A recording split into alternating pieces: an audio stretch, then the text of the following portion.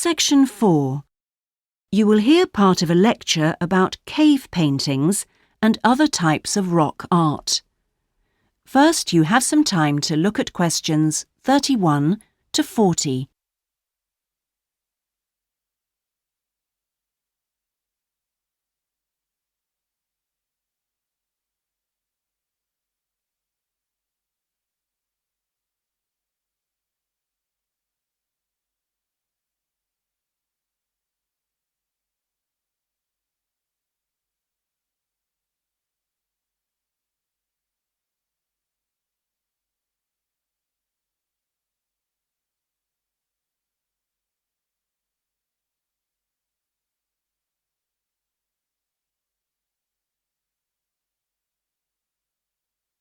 Now listen carefully and answer questions 31 to 40.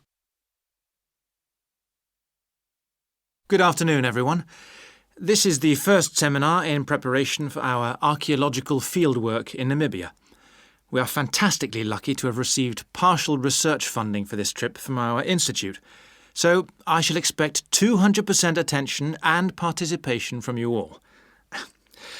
First, in this seminar, I'm going to give a brief introduction to contemporary research on rock art. And in the second part, I'm going to give you some do's and don'ts for our fieldwork trip in April. So please listen very carefully. I'm first going to focus on the interpretation of rock art in Namibia. We are very fortunate to be going to an area where you can find some of the most important sites in the entire world. And I hope to show you how easy it is for everyone to make mistakes in looking at cultures which are different from our own, the first and most important lesson we have to learn. In Namibia, there are both paintings and engravings.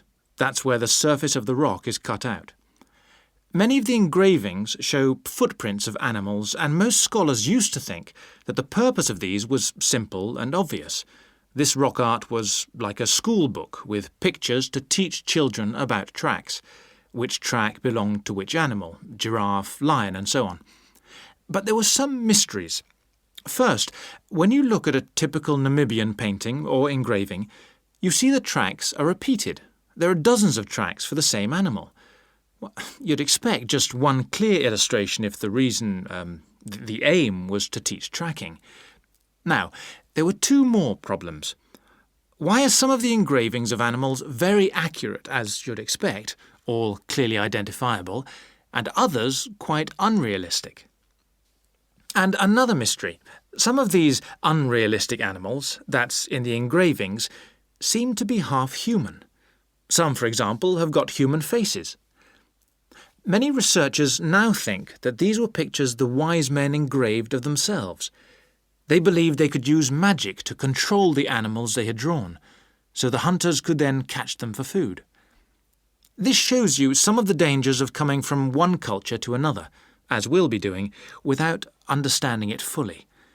Scholars imagined that children looked at rock art pictures to learn to track, just because they themselves had learnt skills from pictures. Many researchers now believe that rock art had a much more complex purpose. And we'll talk more about it next week.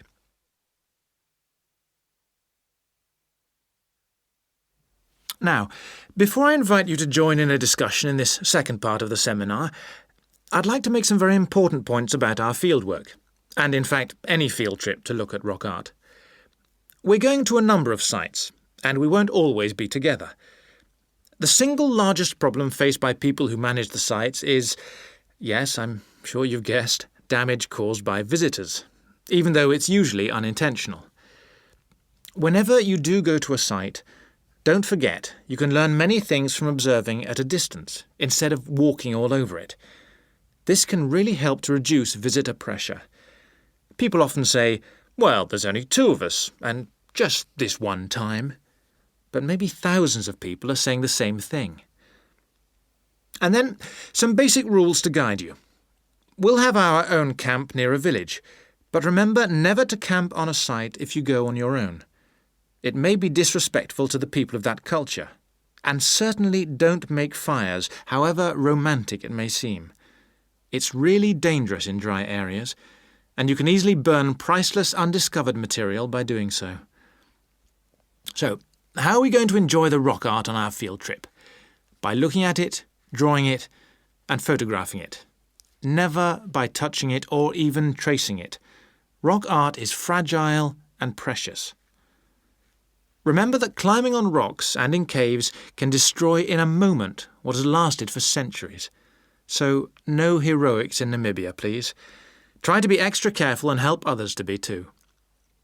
Oh, and lastly, please don't even move rocks or branches to take photographs. You should leave the site intact. I'm sure I can rely on you to do that. Well, that's about all I want to say before today's first discussion. But if you have any questions, please ask them now. Oh, and don't forget you'll find some fascinating information about worldwide sites on the internet. Right, first question then. That is the end of section 4. You now have half a minute to check your answers.